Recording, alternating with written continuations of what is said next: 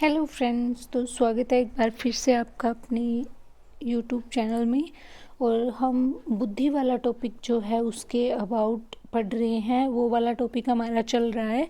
तो हमने बुद्धि का अर्थ, परिभाषाएं, उसकी विशेषताएं, उसको प्रभावित करने वाले कारक और जो विभिन्न मनोवैज्ञानिकों ने, थॉर्नडाइक और गैरेट ने जो बुद्धि के प्रकार बताए हैं ऑल ओवर रूप से, उनको हमने देख लिया है। अभी हमारी जो है बुद्धि वाले टॉपिक के अंदर सिद्धांत जो है बहुत सारे हैं और बहुत इम्पोर्टेंट है। बुद्धि वाले टॉपिक से सिद्धांतों से क्वेश्चन आता ही आता है। तो हम सिद्धांत आज शुरू कर रहे हैं और ये हमारे 2-3 दिन तक चलेंगे। बहुत सारे सिद्धांत हैं और सभी इम्पोर्टेंट है। मतलब किसी को भी हम ऐसे हल्के में नहीं ले सकते। हर एक सिद्धांत से, उसके प्रतिपादक से, उसके अंदर जो भी घटक बताए गए हैं उनके अबाउट क्वेश्चन बनते हैं।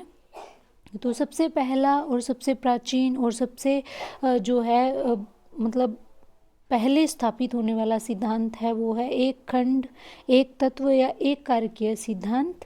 ठीक है, जो कि अल्फ्रेड बिने ने दिया था और शिक्षा मनोविज्ञान में ये सबसे प्राचीन है। सबसे पहले ये स्थापित हुआ था। बुद्धि का सबसे पहले स्थापित होने वाला सिद्धांत है। ठीक है, और इनके जो सहयोगकर्ता थे वो थे स्टर्न और टर्मन। तो ये सबसे पहला सिद्धांत है। उस टाइम इतना बुद्धि के बारे में जो है सर्चिंग नहीं हुई थी। तो अल्फ्रेड बिने ने जो है बुद्धि के अबाउट अपनी विचारधारा दी थी। इन्होंने, आपको पता है, बुद्धि मापन के लिए एक जो अपनी तरफ से टेस्ट भी बनाया था। ठीक है, तो इन्होंने जो है अपने हिसाब से अपना एक सिद्धांत दिया कि बुद्धि जो है उसमें एक खंड होता है और एक ही कारक उसके अंदर होता है। इसीलिए इसको एक कारकीय सिद्धांत या एक तत्व सिद्धांत भी कहा जाता है। स्टर्न और टर्मन इनके सहयोगी थे। इस सिद्धांत के अनुसार बुद्धि में एक खंड होता है। इसी कारण इस सिद्धांत की आलोचना हुई। मतलब ऐसा तो पॉसिबल नहीं हो सकता ना कि एक ही खंड हो। अगर एक खंड है तो सभी को समान रूप से कार्य करना चाहिए, है ना। कोई एक अगर सिंगिंग जानता है तो हर एक मनुष्य सिंगिंग ही जाने, है ना। अगर एक तत्व पे बुद्धि टिकी हुई है तो सबके अंदर बुद्धि समान होनी चाहिए।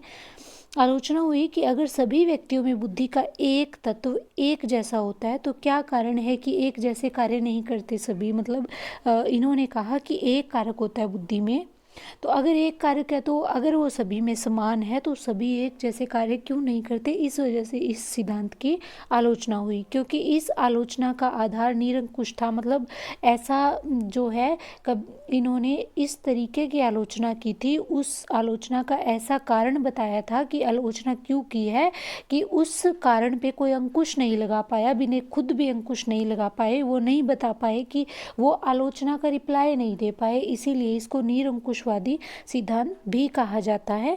इसीलिए इस सिद्धांत को निरंकुशवादी सिद्धांत कहा जाता है। इस सिद्धांत अनुसार बुद्धि अविभाज्य है।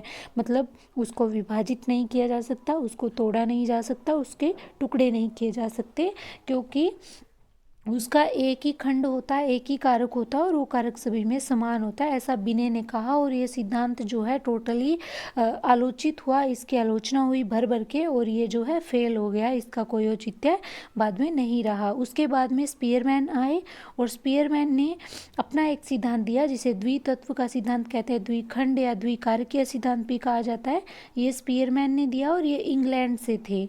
ठीक है, इन्होंने कहा कि बुद्धि में दो खंड होते हैं। जहाँ बिने ने एक खंड बताया और उसकी आलोचना हुई, तो फिर जब किसी की आलोचना होती है तो फिर उस चीज़ पे सर्च करने के बाद बहुत सारे जो व्यक्ति है और ज़्यादा सर्च करने लग जाते हैं कि अगर इस चीज़ की आलोचना हुई है तो कोई ना कोई इसमें नया तत्व जो है निकल के ज़रूर आएगा, और वो इस दिशा में और सर्च करते हैं। तो यही काम स्पीयरमैन ने किया।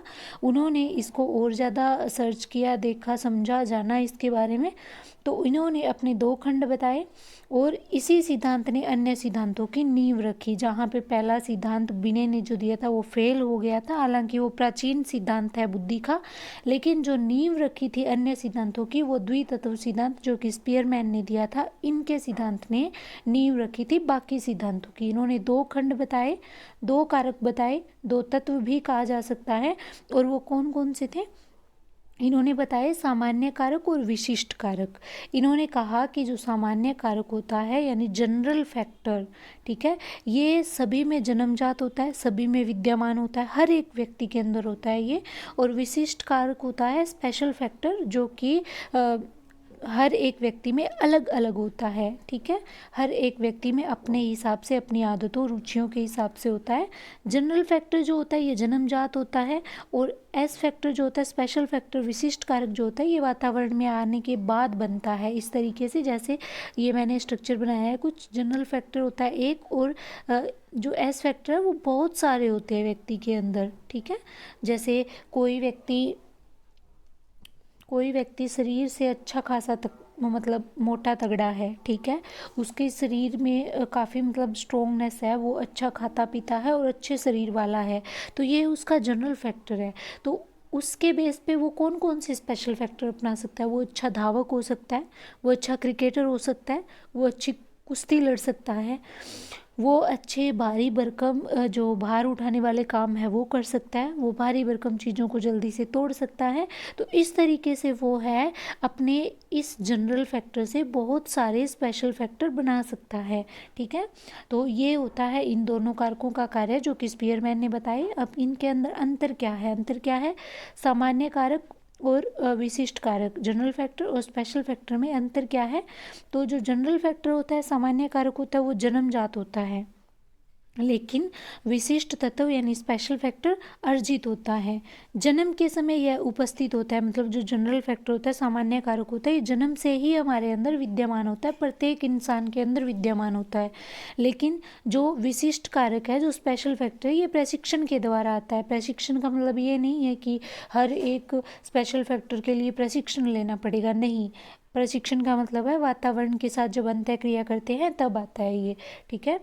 जिस व्यक्ति में जैसा जनरल फैक्टर होता है उसी आधार पर वह प्रशिक्षण के द्वारा स्पेशल फैक्टर का निर्माण करता है। इसका कहने का आशय ये है कि जिस व्यक्ति के अंदर जिस तरीके का जनरल फैक्टर होता है, जैसे मैंने अभी अभी जो है शारीरिक वाला उदाहरण बताया है कि एक इंसान के अंदर जन्म से ही क्या है, उसका शरीर स्ट्रोंग है, वो अच्छा खा पी लेता है, उसका खाया पिया शरीर को जो है लग भी जाता है, तो फिर वो वातावरण में आने के बाद क्या करेगा? अच्छा धावक हो सकता है, अच्छा रेसलर हो सकता है, अच्छा क्रिकेटर हो सकता है, ठीक है। तो इस तरीके से वो क्या है, अपने स्पेशल फैक्टर जो है जनरल फैक्टर के बेस पे तैयार करेगा, ठीक है। तो इस तरीके से जनरल फैक्टर के बेस पे स्पेशल फैक्टर तैयार होते हैं। लेकिन जनरल फैक्टर के अलावा जितने भी अर्जित करता है वह स्पेशल फैक्टर होते हैं, सारे के सारे। जनरल फैक्टर जन्मजात होता है, उसके बाद जितने भी अर्जित करता है वो सारे स्पेशल फैक्टर होते हैं। और स्पेशल फैक्टर किसके बेस पे अर्जित होते हैं? जनरल फैक्टर के, मतलब सामान्य कारक के बेस पे उसको आधार बनाकर ही व्यक्ति विशिष्ट कारक अपने अंदर बनाता है। और जनरल फैक्टर होता है, सामान्य कारक होता है, ये महत्वपूर्ण होता है क्योंकि इसके आधार पर ही विशिष्ट कारक बनता है। तो ये थी थ्योरी द्विखंड की, द्वितत्व की या द्विकारकीय, जो कि स्पीयरमैन ने दी थी। उसके बाद में स्पीयरमैन ने कुछ और सर्च किया, इनका जो है सिद्धांत था ये अन्य सिद्धांतों की नींव बना। तो इन्होंने फिर इसको आगे और सर्च किया, तब इन्होंने पाया कि ये जो पहले तो त्रिखंड, तीन तत्व या त्रिकारकीय सिद्धांत, ठीक है, इसके बारे में ये भी स्पीयरमैन ने दिया। इन्होंने आगे और इसको बढ़ाया और इन्होंने त्रितत्व सिद्धांत भी दे दिया। इस सिद्धांत के अनुसार बुद्धि में तीन तत्व होते हैं, जहाँ पे द्विकारकीय या द्वितत्व सिद्धांत के अंदर इन्होंने बताए थे कि दो तत्व होते हैं, सामान्य कारक और विशिष्ट कारक। सामान्य कारक जन्मजात होता है और विशिष्ट कारक वातावरण में आने के बाद अर्जित करते हैं। तो फिर इन्होंने आगे क्या बताया कि बुद्धि में तीन तत्व होते हैं, और वो तीन कौन से होते हैं? वो तीन होते हैं, सामान्य तो होता ही होता है, जनरल फैक्टर जन्मजात होता है, विशिष्ट होता है स्पेशल फैक्टर जो कि वातावरण में अर्जित किया जाता है, और फिर इन दोनों को मिला के एक कारक बनता है, वो होता है सामूहिक, ठीक है। जैसे जनरल फैक्टर और स्पेशल फैक्टर के बारे में तो इन्होंने पहले ही बता दिया था कि सामान्य कारक होता है और विशिष्ट कारक होता है, लेकिन इन्होंने एक बीच की स्थिति बताई कि एक इन दोनों को जोड़ के एक सिद्धांत बनता है जो कि सामूहिक होता है, जिसका कुछ भाग जन्मजात होता है और कुछ भाग अर्जित होता है, ठीक है। जैसे एक व्यक्ति है, उसकी उंगलियां बहुत लंबी है, ठीक है, तो ये उसका जनरल फैक्टर है।